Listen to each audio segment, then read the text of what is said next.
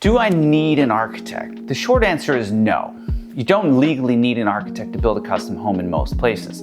The long answer, it depends on three factors. And if you get this decision wrong, it'll either cost you $150,000 you didn't need to spend, or you'll end up with a poorly designed home that you'll need to live in for the next 30 years.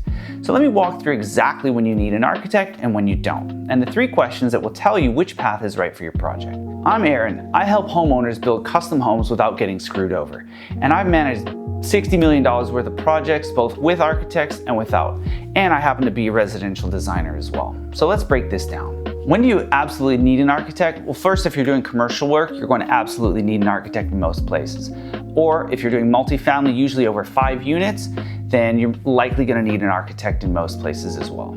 So here are 4 situations where you absolutely should consider an architect. Situation 1, you have a complex or challenging site. If you're building on a slope, an irregularly shaped lot, or a site with drainage issues, environmental restriction, or other complications, you should consider an architect strongly. They're trained to solve spatial problems and design homes that work with difficult topography, and a builder's in-house designers may not have that same type of expertise. Situation 2.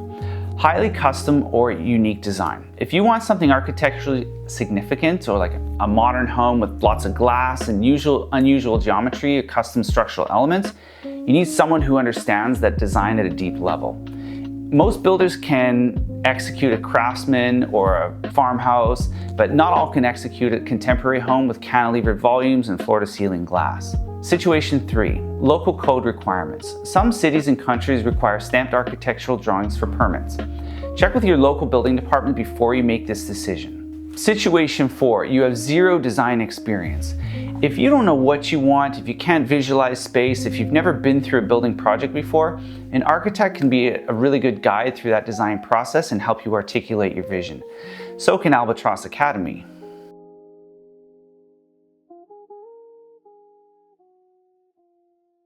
When you don't need an architect and you can save $100,000, here's where people waste money. Alternative 1, design build firms. A design build firm has in-house designers, often architects, sometimes not, who design your home and work for the same company that builds it. The advantage here is that there's a streamlined process, there's a single point of contact, and they're often faster and cheaper. They can streamline their processes much better. The disadvantage is there's less design creativity, potential conflict of interest. They may design things that are easier for them to build, often that are better for you. I've seen design build projects save clients $80,000 to $150,000 compared to hiring a separate architect. But I've also seen design build firms produce cookie cutter designs because they're optimized for their construction process and not your vision. Alternative 2. Residential designers or draftspeople. Again, I am one of these. In many states or provinces, you don't need a licensed architect to design residential projects under a certain size, often around 5,000 square feet or less. A residential designer or draftsperson can create construction drawings for $15,000 to $40,000 instead of $60,000 to $150,000. They're not licensed architects, but they know building codes and they can produce permit-ready drawings. The trade-off, maybe there's less design sophistication, maybe there's less problem-solving creativity. Alternative 3, stock plans or semi-custom plans. You can buy pre-designed home plans for $2,000 to $10,000 and then modify them to suit your needs and site. If this works, if you find a plan that's maybe 80% of what you want and you're okay with making it work rather than designing from scratch. Major cost savings here, but you're constrained by the original design. Generally speaking, I don't advise this, as you're almost going to pay as much as you would with a regular residential designer, and you're going to get way less customization. The 3 questions that determine if you actually need an architect. Here's how you decide. Question 1, how unique is my vision? If your answer is, I want something that no one else has, or have a very specific aesthetic that's important to me, you probably need an architect. If your answer is, I want a beautiful home, but I'm flexible on details, you can probably use a design build firm or a residential designer such as myself. Number 2, how complicated is my site? If you're building on a flat rectangular lot with no restrictions, you don't need an architect to solve site challenges because there aren't any. If you're building on a hillside near wetlands, historic district, you may need someone with problem-solving chops. Now, I think residential designers can do this too. Question 3, what's my budget? Big one. If you're building a $3 million home, spending $200,000 on architecture is definitely proportional. If you're building a $600,000 home, spending $60,000 to $80,000 on architecture is a huge percentage of your budget, and you might be better off using that money for higher quality finishes or a better builder and going with a residential designer.